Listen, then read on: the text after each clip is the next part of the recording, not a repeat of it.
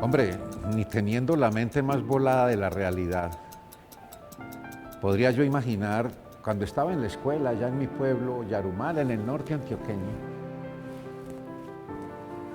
que algún día se me ocurriría que podía entrevistarlo a usted, señor General Francisco de Paula Santander. Muchas gracias, señor presidente de la Nueva Granada. Bueno, aquí estoy. Muchas gracias a vuestra merced por esperarme tanto tiempo. Uno no se da cuenta del tiempo, General Santander, a menos que como usted haya estado uno en calabozos esperando a que decidan si vive o muere, o en el destierro, anhelando volver a la patria sin poder hacerlo. ¿Será que usted tiene la razón? Solo el dolor, la soledad, la angustia miden el tiempo. Y si es así, lo miden en parámetros de eternidad.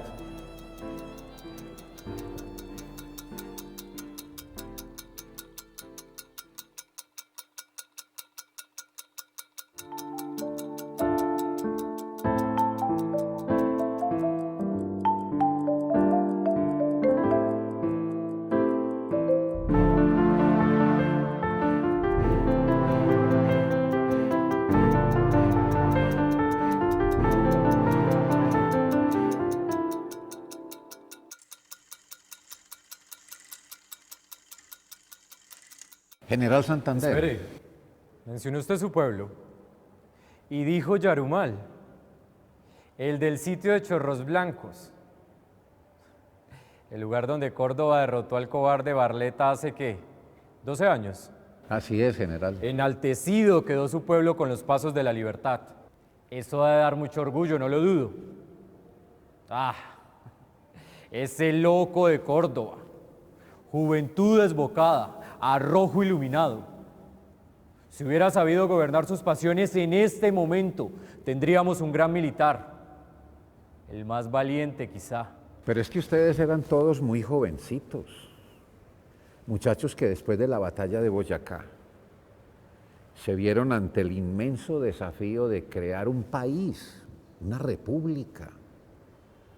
Mire, general, usted fue general de brigada a los 26 años y a los 27 general de división.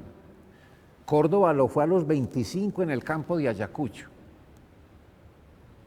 ¿Cómo es que personas tan jóvenes tenían responsabilidades tan altas, general? Porque altos eran los motivos. Una patria en manos ajenas y llena de injusticia, creada no propiamente por nosotros. Mire, no había hacia dónde más que mirar que a la guerra. Y eso si queríamos tener una patria libre. Una patria donde el hecho de pensar no lo convierta a usted en candidato al patíbulo. Y se habían educado, por lo menos ustedes, los jefes. Y estaba fresquita la Revolución Francesa. Sobre todo las ideas de quienes las llevaron a cabo, también muy jóvenes, ¿cierto? Cierto. Y eso fue afortunado. Mire, solamente la educación y el acceso a ella era para muy poquitos, los privilegiados como yo. Había que luchar para que la educación fuera para todos. Es un derecho natural. Uno sabía eso sin que eso estuviera escrito en alguna parte. A ver, general, ¿de qué circunstancias proviene el prócer de la independencia Francisco de Paula Santander? ¿Cómo ha de ser? Para contarle eso vamos a necesitar días. Lo sé, señor presidente. Habría que mirar la biografía suya, escrita por la historiadora medellinense Pilar Moreno de Ángel. Mire, un libro así con letra de Biblia. Parecerá muy por encima, pero intentemos. Veamos. Por mis venas corre sangre española, ciertamente, pero también indígena. Hay en mi espíritu parte de la lava rebelde de los comuneros, que hervía mucho antes de 1781. El año de la revuelta comunera. Así es. He sido privilegiado, pero no ciego, no ante la miseria y la esclavitud. Siempre me han gustado los libros, y ellos me ayudaron a ver. Cuando sucedió el famoso grito de independencia del 20 de julio de 1810, aunque no se gritó propiamente independencia, sino adhesión al rey Fernando VII, que estaba en manos del usurpador Napoleón, yo alcancé a ver lo que había detrás del telón. Tenía 18 años y justamente estaba terminando mis estudios en Derecho. Y unos hombres como Antonio Nariño, José Acevedo, Camilo Torres, Caldas, en fin, estaban en la tarea incierta de construir una nación, una república. Atrevimiento que pagaron bajo la brutalidad de Pablo Morillo. Para mí no fue difícil ver que mi misión estaba ahí, en ese atrevimiento. Disculpe, señor presidente. Apenas es para que saltemos hasta la batalla de Boyacá, de la cual usted fue el gran héroe reconocido por Bolívar en el campo de batalla. ¿Cómo fue lo de Boyacá? ¿Qué era lo que usted sentía? Habían cruzado el terrible páramo de Pisba sobre la cordillera oriental, pasaron victoriosos por Gámeza y Pantano de Vargas, y sin embargo el jefe español José María Barreiro pensaba que ustedes eran una tropa pobre de andrajosos, fácil de vencer. Y eso éramos.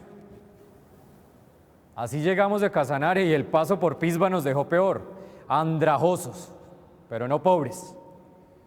Al menos no de lo que se siente aquí dentro, aquí y aquí, para darle a usted brazos, piernas, conciencia y furor.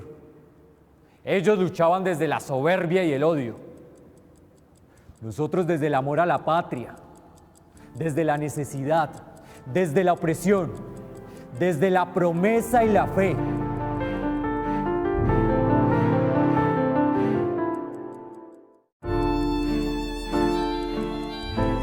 Furor esclarecido, quería decirle. Esa fue nuestra principal arma en Boyacá. Después de la batalla del Pantano de Vargas, que la vimos perdida, pero apareció el guerrero llanero Juan José Rondón y 14 de sus lanceros. Después de Vargas, le digo, nuestros hombres tenían la energía encendida, arriba. De veras, general, ¿cómo vencieron en Boyacá? ¿Qué fue lo que hicieron? Ellos se habían tomado el puente y seguramente creyéndonos en dificultades, se relajaron y se pusieron a almorzar. Llegamos sobre ellos, yo por la vanguardia y Anzoátegui por la retaguardia. Los envolvimos, ellos se desorientaron, no podían comunicarse entre sí. Les quitamos el puente y vencimos. Ahí cayó Barreiro en nuestras manos. Mire, general Santander, más que una guerra entre naciones, la Nueva Granada contra España, esto era una guerra civil. Neogranadinos patriotas contra neogranadinos realistas, es decir, colombianos contra colombianos. Así es, sí señor. Y esto es muy doloroso. Pero el resultado fue la liberación del yugo español. Ya no dominaría sobre nosotros la tiranía y las armas del rey de España. Ya los americanos realistas verían lo que logramos también para ellos. General, el término patriota era satanizado por los españoles, ¿no es así? Significaba subversivo, insurgente, forajido, bandido. Sí, todo eso. Pero para nosotros era de gran orgullo llamarnos patriotas. Eso robustecía el coraje. Bien, general Santander. Mire, 7 de agosto de 1819, batalla de Boyacá. 9 de agosto, el virrey Juan Sámano huye de Bogotá por el camino de Honda hacia Cartagena. 10 de agosto, Bolívar entra a Santa Fe de Bogotá. 11 de agosto, usted y el resto del ejército llegan a Santa Fe. 11 de septiembre, Bolívar lo nombra a usted vicepresidente de las provincias libres de la Nueva Granada. General, ¿cómo era el ambiente en Santa Fe? ¿Cómo los veía la gente? ¿Creía en ustedes? A decir verdad, era un ambiente sombrío.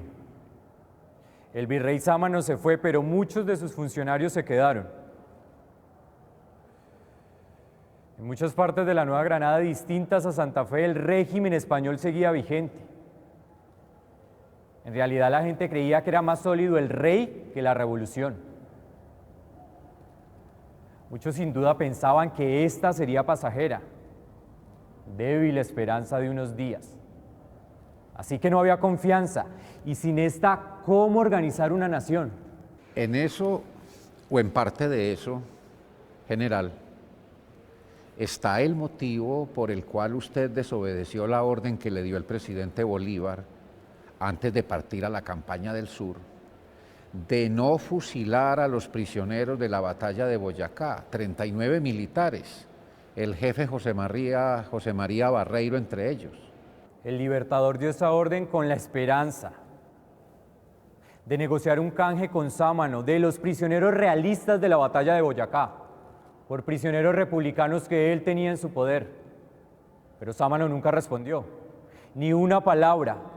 Por el contrario, mandó a ejecutar a prisioneros republicanos en Panamá y pasar a cuchillo a otros que cayeron en sus manos en Riohacha y que estaban encarcelados en Santa Marta. Sámano era un desgraciado. Solo pensaba en sí mismo. Entonces, usted dio la orden de ejecutar a Barreiro y a sus hombres en un acto de venganza. No, señor. La actitud de Sámano reforzó en los ciudadanos la idea de que lo estable era la monarquía. La desesperanza y desconfianza aumentaban. Así que pasar a las armas a Barreiro y sus hombres era a los ojos del pueblo un acto de justicia. Ese fue el origen del distanciamiento progresivo entre el presidente Simón Bolívar y usted. No tanto eso.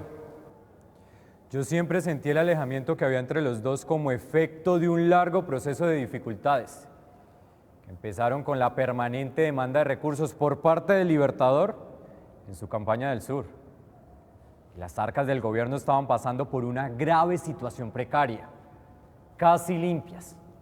A mí me tocó sacar de donde no había para enviarle al general Bolívar. Siempre tarde para irritación de su genio. Recursos nunca suficientes para los que la guerra requería. Y no era la guerra lo único a cubrir. No lo era. Estábamos a punto de construir una nación. ¿Usted se puede imaginar lo que eso es? Una cosa es asumir el gobierno de lo que ya existe. Otra cosa muy distinta es crear, inventar, no solo el gobierno, sino lo que va a gobernar. ¿Se da cuenta? ¿Le explicaron eso a usted en la escuela, en el colegio allá en Yarumal? No me acuerdo, general Santander. Eso era ya entrar en Honduras y uno bien niño. Bien, pero venga, mal que bien, algo debió dejar el virrey Sámano, ¿o qué? Tal vez no tuvo tiempo de llevarse todo. La cobardía se lo impidió. De milagro alcanzó a ponerse los zapatos. Hombre, no todo era dinero en arcas, que no dejaron mucho, ciertamente. No había país. No el que la revolución soñó y que es la fuerza para construirlo. Estamos en ese proceso y será largo o quizás nunca termine. Mire, no había educación, no habían colegios, no había industria. El comercio no estaba organizado. La minería estaba en cero. Los españoles eran nuestros amos y no les importábamos. ¿Me entiende?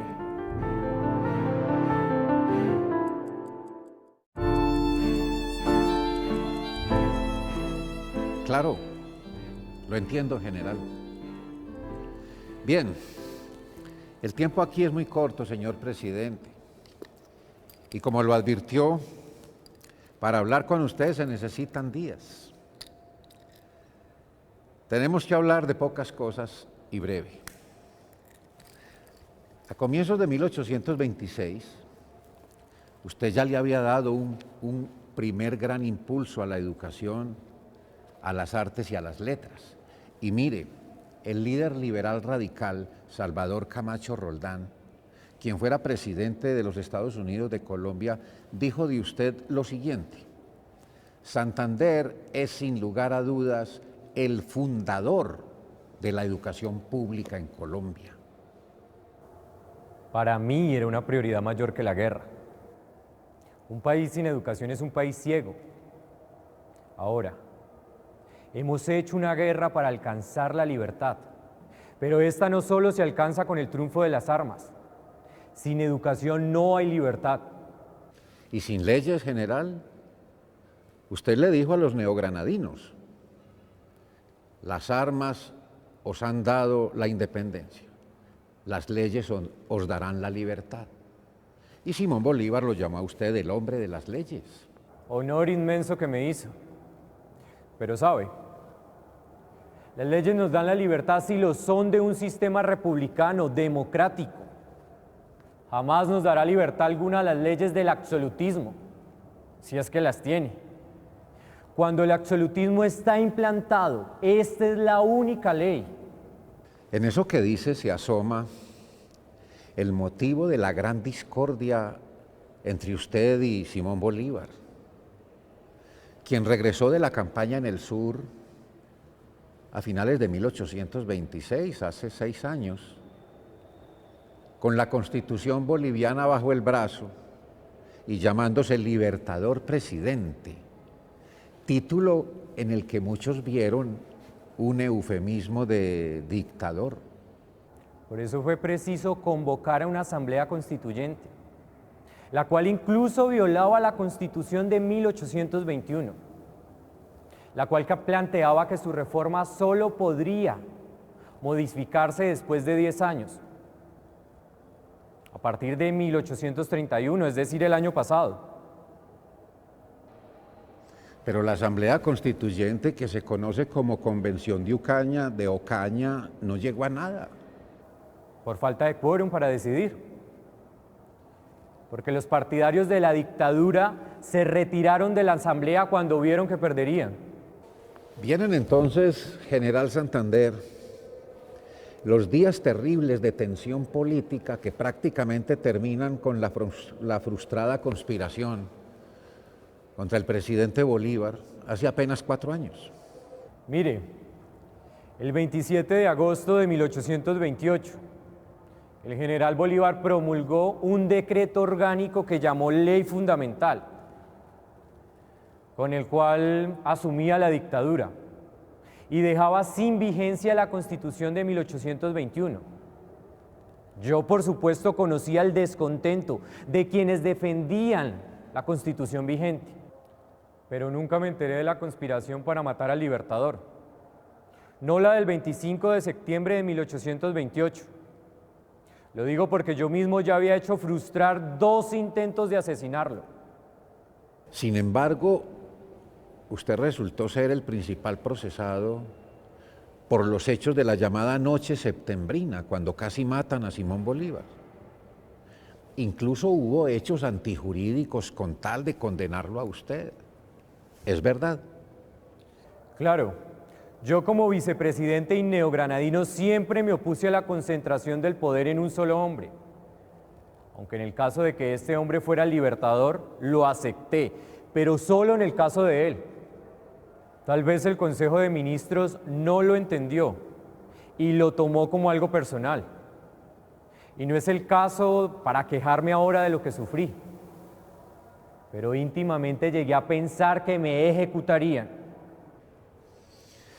Bueno, pero al final el Consejo de Ministros en lo que también hubo gran tensión de amores y odios. Cambió la pena de muerte por el destierro. Y usted se fue a Europa y a Estados Unidos a conversar con artistas y pensadores. Y ahora, 1832, está de vuelta. Y como presidente de la Nueva Granada, que ya no la Gran Colombia.